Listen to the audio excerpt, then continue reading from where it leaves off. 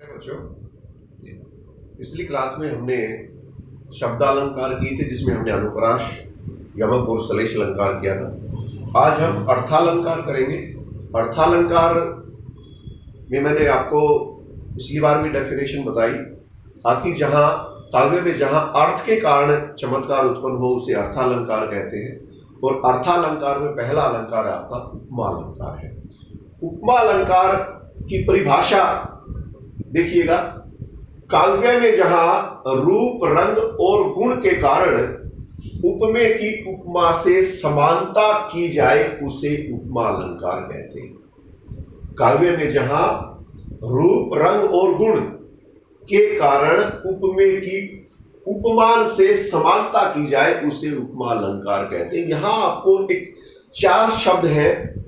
ये अलंकार समझने से पहले आपको इन 4 शब्दों का ज्ञान होना बहुत जरूरी है। देखिए 4 शब्द कौन से हैं? उपमेय, उपमान, वाचक शब्द और साधारण धर्म। उपमेय होता है प्रस्तुत, यानी कि जिस की हम समता कर रहे हैं। प्रस्तुत जिसकी समता बताई जाती है। उपमान ये अप्रस्तुत होता है, जिससे समता बताई जाती है। उपमेय जिसकी समता बताई जाती है, उपमान जिससे समता बताई जाती है।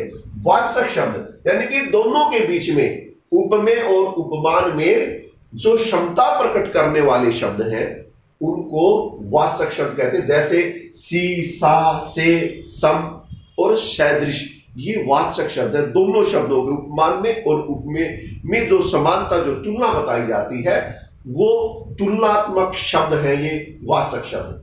साधारण धर्म, उपमेय और उपमान में गुण की समानता को साधारण धर्म कहते हैं। यानी कि दोनों के बीच में वो ऐसा कौन सा गुण है उसे साधारण धर्म, यानी कि साधारण दोनों में जिसकी तुलना बताई है, जिसकी समता बताई है दोनों की, वो गुण जो है साधारण धर्म कहलाता है। आइए हम एक उदाहरण करते हैं।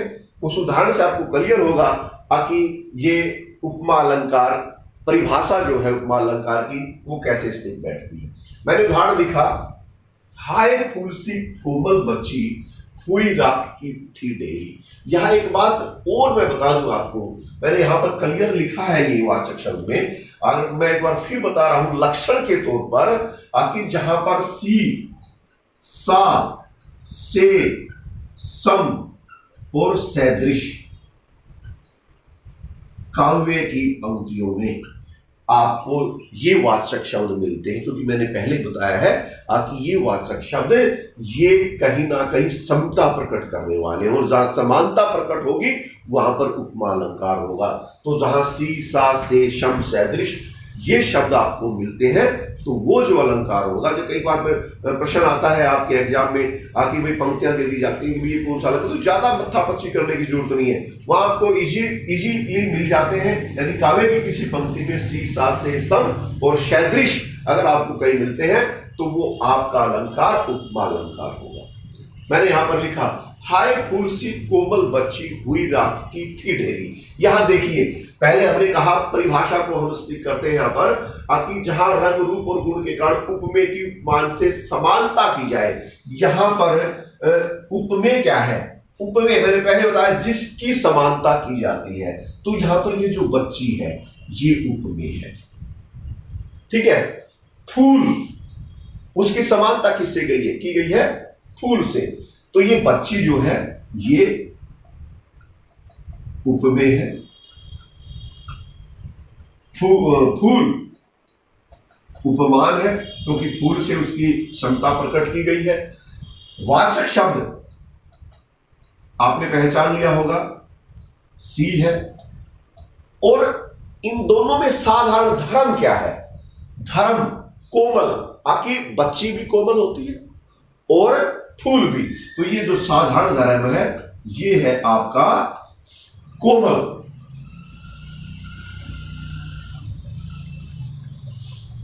तो यहां पर एक छोटी बच्ची की समता बताई गई है किससे? फूल से।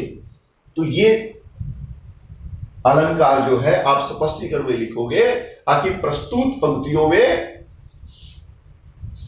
बच्चे की समता एक फूल के साथ बताई गई है, इसलिए यह अलंकार उपमा अलंकार है। तो ये आपका उपमा अलंकार है। ऐसे बहुत सारे उपमा अलंकार है जो है ना हमारे काव्य में भरे पड़े हैं। तो आपने बहुत सारे एग्जाम्पल उसमें देखने हैं, बहुत सारे एग्जाम्पल हैं। मखमल के झूल पड़ा हाथी सा टीला, मखमल के झूल पड़े हाथी सा टीला।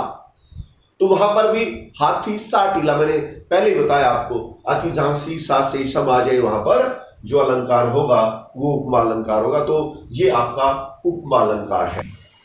दूसरा हमारा अलंकार है रूपक अलंकार।